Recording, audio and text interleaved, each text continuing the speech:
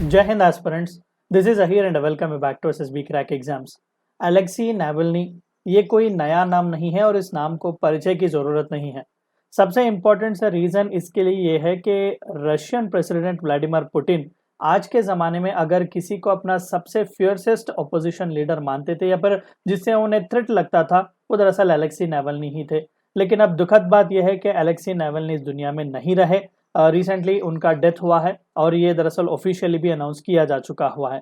तो आज के इस लेक्चर में हम जानने की कोशिश करेंगे कि किस लिए इतने फियर्सफुल क्रिटिक बने हुए थे Alexei Navalny Russian president Vladimir Putin के, और किस तरीके से उन्हें असैसिनेट किया गया, क्योंकि कई सारे लांछन यहाँ पर यही लगाए जा रहे हैं कि ये पॉलिटिकल असैसिनेशन है। खुद यूएस के प्रेसिडेंट जो बाइडन ने भी ये बात ओपनली कही हुई है और कई सारे यूरोपियन कंट्रीज भी जो है इसके ऊपर अड़े हुए हैं।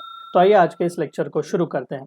तो रिसेंटली न्यूज़ चैनल में छाया हुआ था कि अलेक्सी नावल्नी जो कि one of the most voracious critic हैं व्लादिमीर पुतिन के और रशिया के one of the most prominent opposition leader हैं, उनका पॉलिटिकल असैसिनेशन हुआ है। दरअसल वो जेल में ऑलरेडी थे एज अ प्रिजनर, तो वहीं पर उनकी मौत हुई है।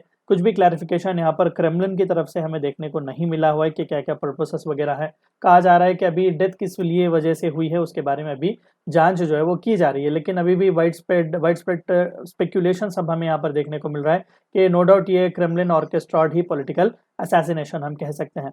हम आज के इस वीडियो में ज़्यादातर अलेक्सी नावल्नी के बारे में, उनकी ज़िंदगी के बारे में ही ज़्यादातर जानने की कोशिश करेंगे। No doubt one of the most finest anti corruption के क्रूसेडर वो माने जाते थे। 47 ईयर्स ओल्ड वो एक लॉयर थे और सबसे पहला प्रोमिनेंस लेट 2000s में उन्हें आया हुआ था जब एंटी करप्शन का मूवमेंट उन्होंने रशिया में स्टार्ट किया हुआ था। और पूरी तरीके से वो कन्विंस्ड थे कि पुतिन का एक ऐसा सिस्टम बनाया गया है रशिया में जहां पर वो पर्सनल रूल एस्टेब्लिश कर रहे हैं जो कि लिटरली करप्शन और साइकोफेंसी पर ही रिलायंट है। और नो डाउट बड़े बड़े जो रशियन एलाइट्स हैं वो सभी व्लादिमीर पुतिन के सपोर्ट में है।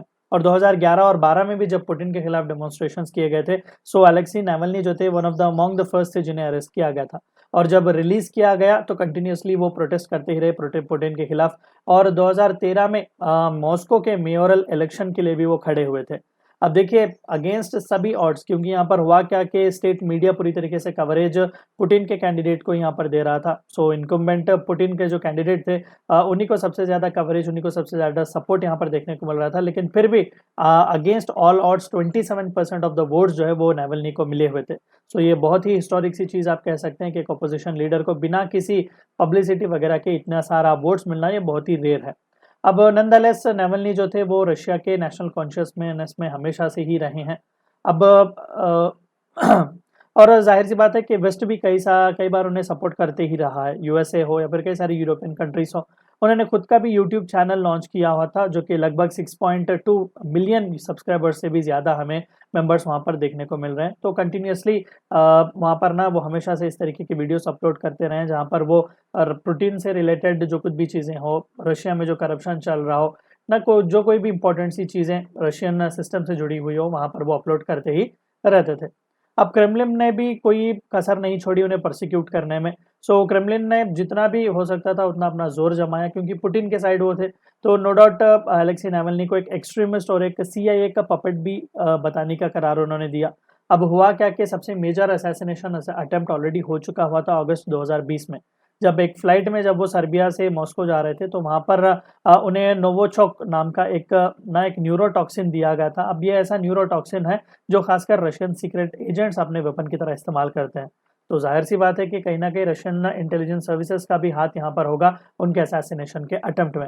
और कैसा कि वैसा वो बच गए, बर्लिन उन्हें वहाँ से ले गया, वहाँ से ना उन्हें संभव दे वो सर्वाइव। एंड आफ्टर दैट हुआ क्या कि 2021 में जब वो सर्वाइव कर गए तो रिटर्न वो रशिया आ गए।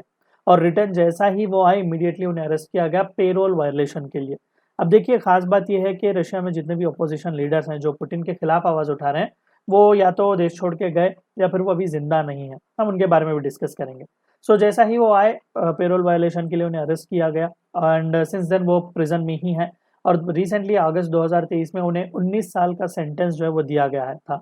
अब चार्जेस यहाँ पर ये लगाए गए थे कि सबसे पहला तो वो नाजिज्म को रिहेबिलिटेट कर रहे हैं, और दूसरा अपने जो मूवमेंट्स वगैरह है ना वहाँ पर माइनर्स को इलीगल एक्ट्स कमिट करवाने के लिए इन्वॉल्व कर रहे हैं। अब यहाँ पर जो उनकी रैलीज वगैरह है मेन जो जिसके बिना पर ये चार्ज लगा के कि उनकी जो रैलीज हैं वहाँ पर 18 साल से भी कम लोग या फिर बच्चे जो है वहाँ पर आकर रैलीज को अटेंड कर रहे हैं। तो क्लियरली आप देख सकते हैं सभी मेड अप क्लेम्स जो है वो अलेक्सी नावल्नी के खिलाफ यहाँ पर बनाए गए थे, लेकिन फिर भी अलेक्सी नावल्नी जो थे उन्होंने अपनी इनोसेंस को मेंटेन किया, कहा कि जितने भी चार्जेस है वो सभी हाईली फैब्रिकेटेड हैं ताकि पब्लिक लाइफ से उन्हें बाहर रखा जाए।